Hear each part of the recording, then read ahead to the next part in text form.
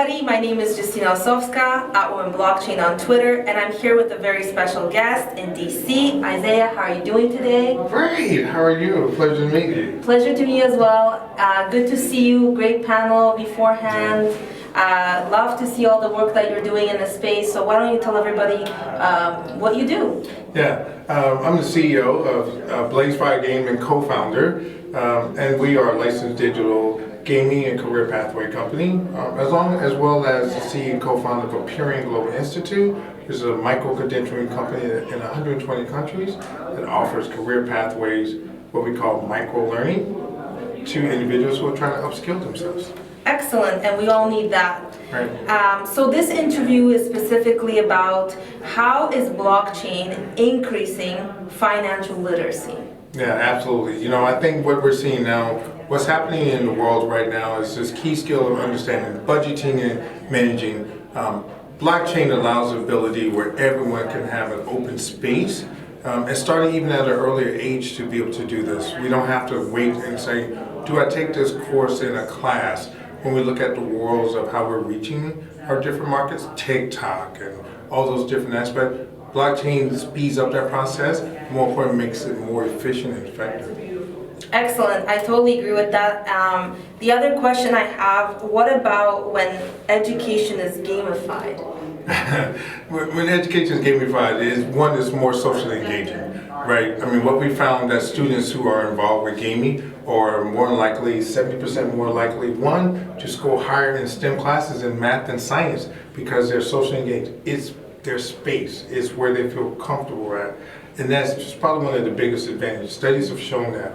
More importantly, it brings out those who may be introverts, right? Mm-hmm. Now, in that space in gaming, and having it gamified, it allows them to bring out that side as an extrovert without even realizing they're doing it. Wow, that's amazing. So how do you think the combination of both is going to take financial literacy forward? Here's the biggest advantage we see. One of the companies that we also own is called My KidBiz Financial Literacy Program.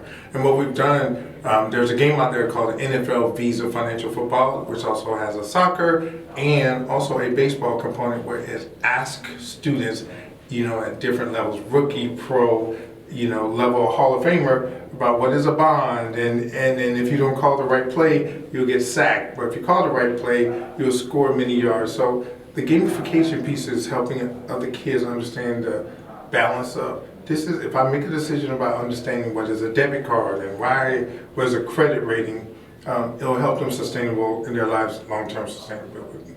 And in your previous answer, you also mentioned that the retention rate in their mind is higher, that 70% rate. Can you go into that a little bit? Yeah, absolutely. What we found, a research study have shown, one, not only is the retention rate around, because they can connect it to what they're doing in their everyday lives. For example, if they see it in the gaming aspect, say if they're making a move inside of a game, they remember that move in the game, they're now correlating that with I did this in a math step, a geometry step. Weird, I was able to experience that with my son. While he was also taking Chinese, he was also playing a game on his online class where he could somehow connect what he was learning in his Chinese math with his gaming moves on Fortnite. Wow. And it was the weirdest thing we'd ever seen. So I've seen it firsthand. Now it's valid, of course, what he's doing now. But I think what he did, and I asked him, I said, Michael, how are you getting this math right on Chinese? He said, Dad, it was simple. I was counting the steps of what it was doing here when I was playing Fortnite, and I said, well, if you did that and take that divided by that, then when I shot the guy over here, I broke it down the same way in Chinese math. We'll take this step, and when I missed a step, I messed up on the game. When I missed a step, I messed up on the math problem. I said, I don't know how you figured it out, but the answer is correct.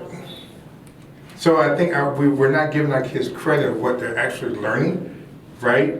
Realizing that they came out of the womb basically already with technology in their hands. So our way of skilling now teachers, guys, as we talk about this, right? You guys are like Canada and all these areas. We have to think about there's a new way of what I call reimagining the delivery of education. I agree with you on that because you know what? immersion is how people really learn because it affects your memory differently. Yes. So if there's a physical aspect to what you're doing and not just you doing it on a piece of paper or you taking it like with audio, the more senses that are involved, the more it's ingrained in your memory. And you said the word visual. Yes. The visual learning aspect, I think that's what blockchain and everything is doing now, even more so. The visual learning aspect is now taking over even more so than we've probably ever seen ever in history. I would say also, and the next step using the metaverse could be multi-sensory learning. It is. It is. The engagement there. We're back to what we talked about earlier, Yes. right? You're talking about I can take an avatar and make it really cool about learning. I can be, we talked about it earlier, I can be this anonymous person, but more importantly, anonymous person, I can be whoever I want to be, but I'm actually engaged. And I think our teachers, our educators are going to have to start seeing that. Our workforce, corporate America and everyone, it's a slow churn, but it's here to stay. I also heard that part of memory is spatial, so you mentioned something about your son, and Right. memory is actually the way humans evolved over time. We had external memory versus, internal memory versus now we're using external. We've externalized with hard drives, like you want to know something, no one remembers it, but you can go on Google and find out in seconds. But whenever you're engaging your senses, it goes into your long-term memory. And we're remembering something that we view as important. Let's take it something as simple as this. We probably can't remember our phone number for our family members because we have it saved as a favorite on our phones, right? That's right. But somehow, Michael was able to remember that every step that I made in that game, he correlated that to his math in Chinese. And somehow, it was a different type of memory. So I say, it's almost like we want to remember what we want to remember. That's true, and to add to your point, I read a couple books about memory. One of the things that they say is engaging both sides of your brain. That is correct. So if you engage like a sense like walking and space, it goes into your deeper memory. Or let's say like what he's saying about there's a response in the game that could be emotional. That also is another sense, right? So now you're like visual, potentially, even they say people who are in avatars, they think it's so real, they think they're doing the move. They think they're in it. Right? They're like, I'm this person, for real. Exactly. And technically they are, right? But they were like, I'm this person. And they were able to go into another world that really allows them to let them be them. I always call it's allowing them to be brand new. And that's their world. And as long as I always share with parents, don't have them run away from gaming, seek to understand what's going on. I mean, look, there are over 700 colleges and universities that offer full gaming scholarships. Why would you turn your kid away from that? The jobs are too plentiful out there. So plentiful of offering careers.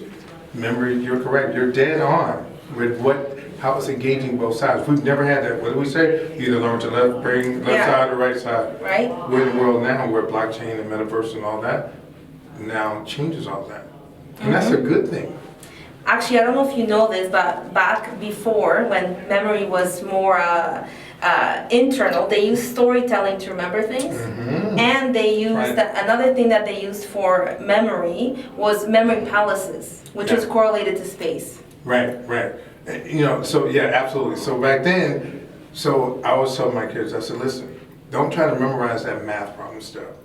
Work through it. But the difference is, as much as I'm saying don't do that, they're almost like fighting against it, saying, no, Dad, remember, when you taught us to play chess, you said, think these 13 moves ahead or this 18 moves ahead. You were basically telling us to memorize the steps. So I was like, oh, right. They're like, so why you can't change it on understanding the steps in education? So. Well, I think change takes time as well. It does. Right? So it's not like you go from A to Z like this. Right. That it's also like, but what you said I think is important here is how did the problem solving in one case help in the other, right? So it's like transferable skills. How do you transfer, from this to this? So it's like, how come this, you think you're just studying, let's say, how to install a blockchain wallet and going through the steps, but that teaches you more about risk, right? So that's something you can transfer. And a risk that you're willing to take, knowing that it's not going to be the end of the world. You see, he was like, oh, I made the wrong moves. In a gaming move, he was like, oh, I got killed. But wait a minute. But then he correlated that was, if I missed this step in math, I got a bad grade. So again, the correlation was unreal. I've never figured it out, don't want to figure it out. He's doing well in it. I was like, if you got it, if you like it, I love it. Because it came up with an A. I'm happy.